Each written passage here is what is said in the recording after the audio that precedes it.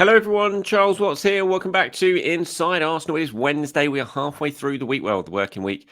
Anyway, I hope you're having a good day wherever you're watching or listening to this around the world. Thank you, as always, for joining me. I really do appreciate it. Got plenty to talk about today. We're going to talk about Rodrygo and his price tag that has reportedly been set by Real Madrid should he end up leaving the club this summer. We'll talk about Kepa as his move to Arsenal gets ever closer. We've got lots and lots of reaction to you guys, to what we were talking about yesterday with Viktor Gyokeres and reports that he's told Sporting that he's not going to go back and play for them, not going to go back to train for pre-season when that gets underway next week. Got loads of reaction to you guys on that. So going to wrestle through some of that other questions as well to get stuck into. Myself and James Benj sat down for Inside Arsenal Extra Time yesterday. If you haven't seen or listened to that yet, then you can find it, whether you're listening on podcast or watching on YouTube. It is down below there. So go and hunt for it. We've got the Arsenal Press Pass coming tomorrow for Inside Arsenal members on Patreon. If you want to sign up for that, you can do. The link is down below to become an Inside Arsenal member. Remember, if you do, better to sign up direct through Patreon rather than using Apple or anything else like that. Sammy Mockbell is going to be joining myself and Sam Dean tomorrow on the Arsenal Press Pass. Sai is currently sunning himself on a holiday in Italy, so he can't make it. So I've drafted in Sammy to replace him, bringing him in off the subs bench for tomorrow's show. So that should be a good one. Like I said, if you want to join up to become an Inside Arsenal member and get access to the Arsenal Press Pass show and other exclusive content, giveaways, all those sort of things, you can sign up. The link is down below in the description. Just got to copy and paste that into your browser and sign up through Patreon. Right, let's get stuck into today's show. And we'll start with Rodrygo, shall we? A player that we spoke about yesterday on Inside Arsenal Extra Time, myself and James Benj, kind of focusing on whether it was worth waiting throughout the summer transfer window, because this does feel like a deal that, if it does get done, will probably run late on into the transfer window. I use the example of Martin Odegaard when Arsenal signed him as being similar to how I see this sort of story with Rodrygo playing out. That summer, you go back to when Arsenal signed Odegaard permanently after the loan spell, and it was all that, so many links with James Maddison, Arsenal moving for him, Emi Buendia before he went to Aston Villa when he was still at Norwich. Arsenal were competing with Aston Villa for him. All in the while, you kind of always knew that Martin Odegaard was the first choice, but no one knew what was happening with him at Madrid. Zidane had left, Ancelotti had come in, Odegaard had gone back after the loan spell, and all the talk was Ancelotti was going to have a look at him, they were going to make a decision and then see what happened. And Arsenal that summer waited and waited and waited. They didn't sign Buendia, he went to Villa. They didn't sign Maddison. They waited for Odegaard, and then late on in the window, Real Madrid made it clear that he was available. Arsenal swooped in, got that deal done, and I just feel like it's very, very similar what we're going to see happen with Rodrygo this summer. If Arsenal are going to sign him, it's going to be something like that. But anyway, reports from Madrid in the last 24 hours or so have been kind of leaning towards that Madrid will let him go this summer after the Club World Cup. I think there's been a lot of focus on the fact he didn't feature in the last Club World Cup game. I'm sure that'll probably change over for the next one. But anyway, these reports from Madrid are saying that a price tag has been set for Rodrygo at £77 million, which, and again, I can't confirm right now if that's true or not, but £77 million in today's market for a player like Rodrygo, of his experience, of his relatively young age, still playing at the top level, bags full of Champions League experience, I don't think that's a bad price. I have to say, I think that is a perfectly acceptable price for a player of Rodrygo's stature, of his experience, of his age. He's still got 3 years left on his contract. So if that is correct, I think that's an entirely doable deal for Arsenal, especially when you sort of stagger that over a sort of 5-year contract. Obviously, the wages are going to be massive. And if Arsenal are going to sign a player like Rodrygo, if he is going to leave Madrid and come to London, he's going to want to be right at the top of the Arsenal earners. And we've talked about the sort of issues Arsenal had with Nico Williams and doing that. But I think it's slightly different when it comes to Rodrygo, just because of where he's been playing. Maybe he's got a little bit more clout when it comes to demanding a really, really big high transfer fee. I mean, Rodrygo would be, to coin a phrase from Real Madrid, a kind of Galactico type signing for Arsenal, the type of a Mesut Ozil and an Alexis Sanchez, probably even higher than Alexis Sanchez when Arsenal signed him, although he did come off the back of that fantastic World Cup. But he would be a kind of Galactico, a proper wow signing, a star-studded signing. And so I think he'd be in a better bargaining position to demand big, big wages that put him sort of towards parity of Arsenal's top earners. But when you look at that sort of price tag of 77 million, I do think that's relatively fair. I'd love to get your thoughts on it. If you think that is a good deal for someone like Rodrygo. And obviously, look, this is current market. You look at what sort of other players are going for at the moment. I think that's really, really important. On the face of it, obviously, 77 million is a massive amount of money. Of course it is. But you've got to sort of put that into context of what other players are currently moving for now. We're moving into the realms where we've actually moved well beyond it. We are in the realms of just stupid transfer fees for signings. You know, what was 20, 30 million a few years ago, basically now that sort of player is about a 50, 60 million pound player nowadays. So when you look at 77 million for someone like Rodrygo and what he's achieved and what his potential is as well to sort of really kick on and go again in the second half of his 20s, I think it's a really good piece of business. So as I said, let me know your thoughts on that. 77 million for Rodrygo. If that is the correct price tag, if that is what Real Madrid are asking for, if they let him go, should Arsenal do it? Is that doable for you? Let me know in the comments below. Right, moving on to Kepa. That deal should hopefully, I'm not saying it's going to be announced, but that deal should hopefully go through by the end of the week. He is due to sign for Arsenal in the next few days. I believe he's already been at London Colney. And yeah, it's just a case of basically doing all the necessary paperwork and finalised. By the time of recording this, it might even have been done. I don't know when the announcement is going to be. As is the way with Arsenal, it's impossible to predict when they're going to announce things. It could be tomorrow. They could wait 2 weeks. You just never know. But that is a deal that's going to be absolutely completely and utterly done if it hasn't already been by the time of recording this. And that's really good business. I've talked about it before. You know, 5 million for a player like Kepa with his experience to come in, not on massive wages either. I think it's a really smart piece of business for Arsenal, and hopefully that leaves some money to be spent elsewhere in the transfer window over the next 2 months or so. I can't believe we've only got about 2 months left now of the window. Well, not it's a bit more than 2 months. I think about 2 months before the season starts, isn't it? Just everything seems to be moving so quickly now. I'm looking at the date of my watch. I just can't believe we're sort of rattling through the summer and how quickly things are going to move on. But yes, Kepa on board, joining Martin Zubimendi. Again, waiting for the announcement on Zubimendi, waiting for the announcement on Miles Lewis-Skelly's contract. I wish I could sit here right now and tell you when they're going to be, but I can't. It's just Arsenal. You just got to wait, I'm afraid, till they come through. But things are picking up, which is good. And yeah, fingers crossed we'll get some announcements soon just so we can see for once some of these players in an Arsenal shirt. So we're going to talk about now what I was discussing yesterday in Gyokeres and how he's kind of demanding a move away, saying he's not going to go back to join in sporting training, which is due to kick off next week. Loads of you getting in touch. I've got 3 pages of slides on this because I wanted to share as many as I possibly could on it because so many of you felt the need to get in touch over it. And there was some good different opinions on it. You know, is it a red flag, basically? That was the sort of question I was asking yesterday. You know, as good as it is to see a player desperate to join Arsenal, it is sort of forcing your way out of a club, basically effectively going on strike. Is that a bit of a red flag for a player? I sort of asked that question yesterday and loads of you responded to it. So I'm going to go through what some of you have had to say. Adam Chow, is that? He got in touch on the Inside Arsenal Patreon messages saying, concerning Gyokeres, although I'd rather have Sesko join in, I don't see his move as a red flag. He accepted to stay one more season and he has done very well. Clearly, he feels that the club has broken his trust and he considers that with all he has given, this is a terrible way to repay him for his loyalty. In this context, I don't feel like this is something that could happen in the future, but more a desperate move from a broken-hearted player. I don't think there is any reason for something like that to happen at Arsenal.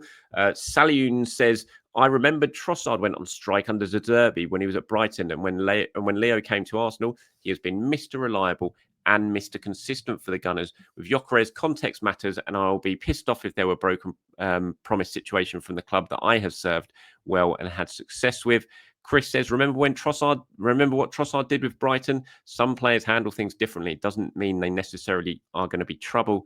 A gentleman's agreement is not what it used to be. Think Levy and Harry Kane. Clarkey has got in touch and says, this strike is not a red flag at all for me. He was very much within his rights to feel aggrieved if they had a gentleman's agreement on a fee, and that agreement has been broken. You never hear anything bad about him. My fiance's family are huge Coventry fans, and I got to quite a few games while he was there. I was obsessed with him. I thought he was superb. People close to the club often said he's brilliant around the place, done a lot of work in local area, in their charities, etc. On top of all that, he's worked really hard to get where he is. He struggled at a multitude of other clubs before landing with Mark Robins at Coventry. He thrives best when he has a manager who he respects, and most ultimately, who respects him. He will work his socks off for Mikel. I really think he's the one we need. Some other opinions here, one from Richard and one from Gareth below him, both of similar opinions. Richard says, honestly, the Gyokeres posturing worries me a little bit. This doesn't sound like behaviour of a man who will fit in with Arteta's "if you're on the boat, you are dead to me" style. Gareth kind of agrees, says, don't like the Gyokeres reports. Squad harmony is important. Starm says, I look at Gyokeres as straight business. He feels he's held his end of the bargain and now it's time for him to reap his rewards. Naive to not get a promise in writing, but he's using his only tool to accomplish his objectives. What is he supposed to be? A good little boy like Harry Kane and waste his prime? A few more now before I move on. Norman says, regarding Gyokeres, I think it's a huge red flag. Remember what Sesko's agent said is important. How a player leaves a club. It says a lot about their character. Regarding the gentleman's agreement, that really doesn't matter. That wasn't a signed deal. Surely him and his agent should have been cleverer than that. Imagine Saliba doing the same with us. I thought that was quite an interesting one at the bottom there. Imagine Saliba doing the same with us, because I think that is quite a good point, because I would say that if a player who's currently out Arsenal was kind of posturing for, say, someone to come in Saliba's a good example. Say someone comes in for Saliba, Real Madrid come in for Saliba, and he acted like this and was like, well, I've done all my, I've played really well. I've got in the team of the year 2 years in a row, all that sort of stuff. We didn't win the league. I want to go. I'm not going to come back for training. We'd all be pretty aggrieved at that, I imagine. So I do think that is a good point. It's easy to sort of say something's not a red flag and that sort of thing if it's not your player. But if it is your player, I think you'd probably feel a little bit different. Having said all that, I don't really look at this as a red flag too much for Gyokeres, probably because he's not my player, to be honest. Stephen says, don't forget Charles Trossard essentially went on strike and fell out of a manager at Brighton, and look now how he's turned out for us.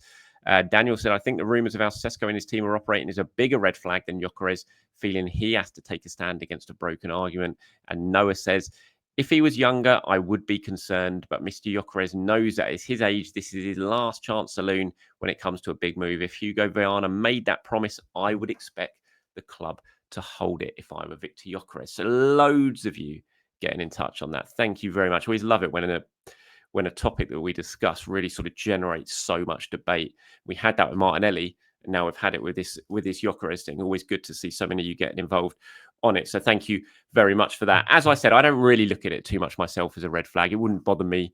If Gyokeres was to sign, if that's who Arsenal end up getting this summer when it comes to striker, I would have no fear of him acting in a similar way. Obviously, him and his agent feel very, very aggrieved. They feel absolutely that they've been lied to and that promises have been broken. I agree. I think it was very naive of them not to get this in writing.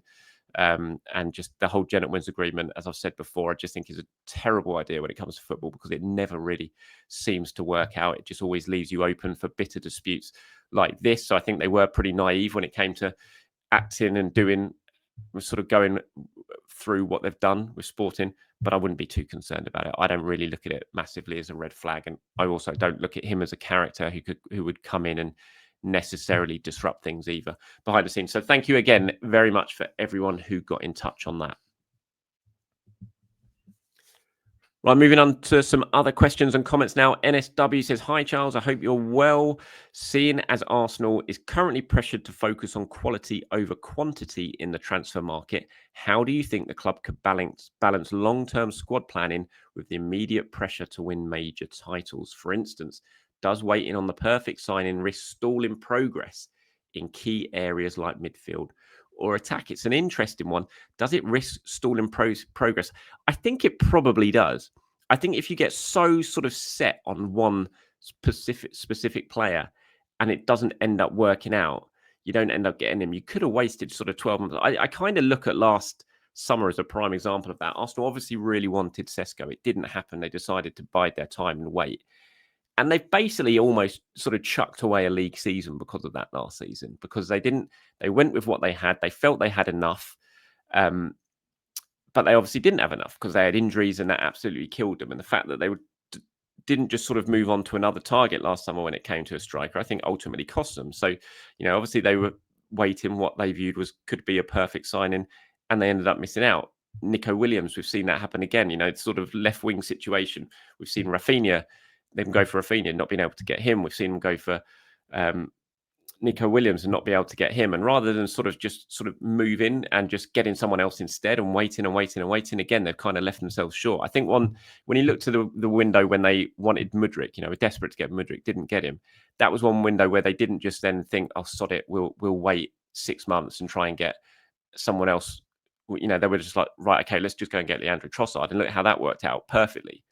Really, really well. It proved to be a really good signing for Arsenal. So I do think the waiting for the perfect signing, if you become too obsessed with one player, I do think it risks stalling progress. And I think we kind of seen that last summer as a case in point of that, because I think Arsenal definitely did stall progress-wise, certainly when it came to the Premier League. Anyway, Matt here has got in touch and says, hi, Charles. Question for tomorrow's show. There has been much talk of covering the left-hand side, i.e. Gerald Hatto. I feel the right side is where the cover is needed in defence, especially with White and Timber. Injury record and no return date for Tomiyasu. I worry about Saliba not getting a rest next season and potentially picking up another injury. What are your thoughts? Yeah, it is interesting with the whole Hatto thing, that where, again, when you actually kind of look at the squad and the makeup of it and how it's built defensively anyway, that there is a clear need more than anything else for cover for William Saliba. Whether they look at it and think, whether they are factoring Tomiyasu into it, I don't know. I think that's a risk if they are, but they might be. I don't know. But they're kind of looking at it and thinking, right, we've got Timber and we've got White. One of those can be Saliba's cover if there's injured, and we can use the other one. But then you still feel like you're kind of one player short with that right-sided cover. If Tomiyasu would be fit, that's absolutely fine. Obviously, you're more than covered there with 3 absolute top quality options. But you can't say that Tomiyasu is going to be fit. And even if he is, he's not going to be fit for the first 3 months of the season anyway. And they just have that sort of one extra player on the left-hand side. So I agree with you, Matt. I think it's, I don't know if interesting is the right word. I think it's maybe a little bit risky. I think when the fact they went for Dean Howson, who they looked at as someone who could cover on the right-hand side of defence because he can play on the left or the right, sort of shows maybe they were looking at that. I think Kivior is an option as a right-sided centre-back. I think he's shown that when he's come in. Obviously, he's better as a left-sided centre-back, but he can play the right-sided centre-back. So he is an option there as well. Derek says, Charles, really hope you have an answer on this one. I see a guy on Twitter convinced we are getting Morgan Rodgers. Any truth in that at all? I see a guy on Twitter convinced we are getting Rodgers. Never immediately jumps out at me as something that you should be trusting when you just see a guy on Twitter saying we are convinced we are getting Rodgers. Any truth for this? I unfortunately, I know you say hope I have an answer on this one, but I don't know. I don't. And I'm not sure who the guy on Twitter is who seems to be convinced. Arsenal, clearly there's interest there. That's been reported pretty widely this summer. But whether, I certainly couldn't sit here and say we're convinced we're going to get Morgan Rodgers this summer. I think if something like that was going to happen, I think we'd start seeing it happen pretty quickly, because Villa are going to be, well, all the predictions are that Villa will probably have to make at least one sale before the PSR deadline to make sure they're all right. And that is coming up pretty soon here. So I think once that PSR deadline goes, I'd be very, very surprised if they let Morgan Rodgers go, especially to a club that I'm sure they probably consider a rival when it comes to European places next season. And that's it from me today, everyone. Thank you for watching. Thank you for listening. Appreciate it as always. I'll be back tomorrow to do it all over again. Anything you want me to discuss in the morning show, get down into the comments and leave one, and I'll pull some of them together and get them included in the show. And remember, tomorrow as well, the Arsenal Press Pass returns for Inside Arsenal members. Sammy Mockbell joining myself and Sam Dean in the absence of Simon this week, who is on holiday. If you want access to that show, you want to become an Inside Arsenal member, the link is in the description down below. Just copy and paste that and do it direct through Patreon. Speak to you soon, everyone. Have a good day. Bye-bye.